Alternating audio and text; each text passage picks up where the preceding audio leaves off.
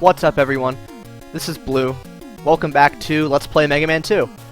In the last episode, we went into the forest and killed a lot of innocent forest animal robots. Hooray!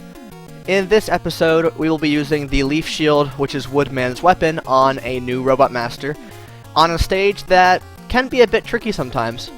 Yes, I am ready to blow you all away. Let's go.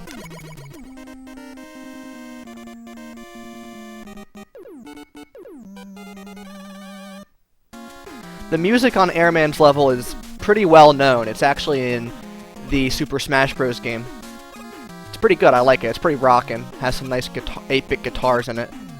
This platform here is called a goblin, and it spawns these little enemies infinitely on the sides called petite goblins. They do indeed spawn endlessly. The spikes on the side of the big goblin will repeatedly come up and then pop back down. That one up fell into the pit, oh well. And it's really timing. You need to make sure that the petite goblins are not in your way, and the spikes are both down before you proceed. Once you're off of the platforms, the bigger goblins will stop spawning their smaller counterparts.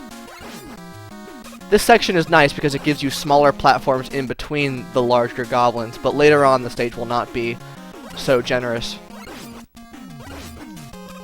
There we go. I think only one left. The metal blade is, as always, very helpful here because it shreds the petite goblins. And then this enemy is called, I believe, a lightning god. Something to that effect. I'll flash the name up on screen. I forget exactly what it's called. It flies on these clouds that you can stand on, as you can see. It throws lightning bolts at you if you let it live for too long. I missed that platform there. If you miss it, you can just stand on it and it will circle around and you can pick it up again.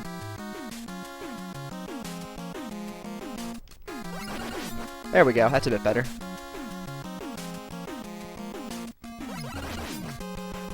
It's better to wait for that one to come out of the clouds a bit before you jump on it so that you can make sure that you land on the platform rather than just falling to your death. We have some Pippies up here! Hooray! I love them so much. It's especially fun when you can't see them because the clouds are blocking them. You need to make sure you shoot those eggs before they fall or you're going to be in trouble.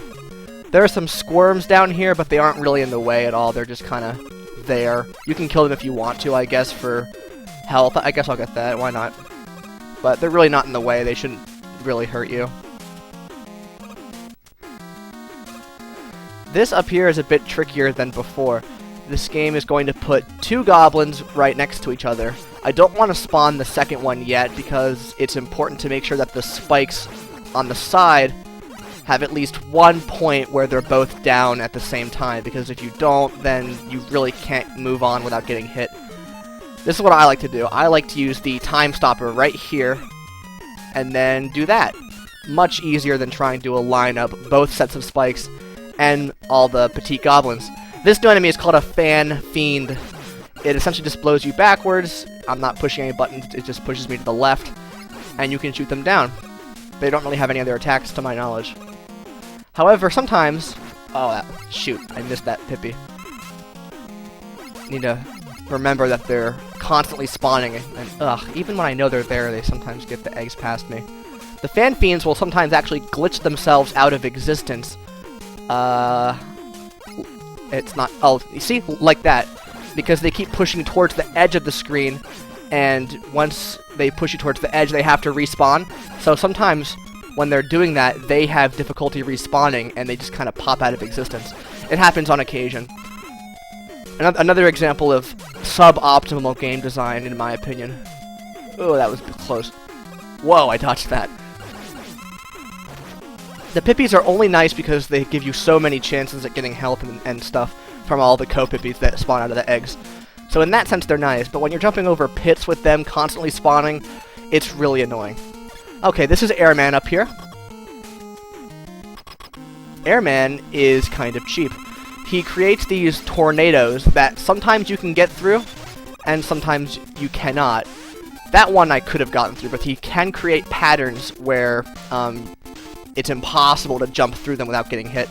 His weakness is the Leaf Shield, Once he comes over to this side, you can kind of hit him a few times and then try to get over him. He goes down to about 3 or 4 hits to it, so he's pretty fragile. Those 2 tornadoes are kind of glitching out. I guess they just want to hang around with me. That's cool. That's really cool, guys. And there we go. Get equipped with air shooter, which is a decent weapon. The leaf shield, by the way, I didn't really show this off. The leaf shield generates rotating leaves around you like Woodman did in his fight. But if you move while equipping it, they fly off of you. We get item number 2 here, by the way. I talked about that earlier. It's a platform that you can ride on. The leaf shield is garbage because while it does shred most weak enemies that touch you, because you can't move while it's equipped, you basically just have to stand still and hope the enemies run into you so that they die. Either that or just fire it off, which is pretty inefficient and uses up a lot of energy, so it's not that good of a shield weapon. I have a couple places where I'll use it besides fighting Airman, but for the most part, you're better off just using either the Metal Blade or your Buster or some other weapon. And that's it. That's Airman's level. We only have one Robot Master left. It is Crashman. I am very much looking forward to playing Crashman stage, as I have intentionally left it for last in this Let's Play. You'll see why next time.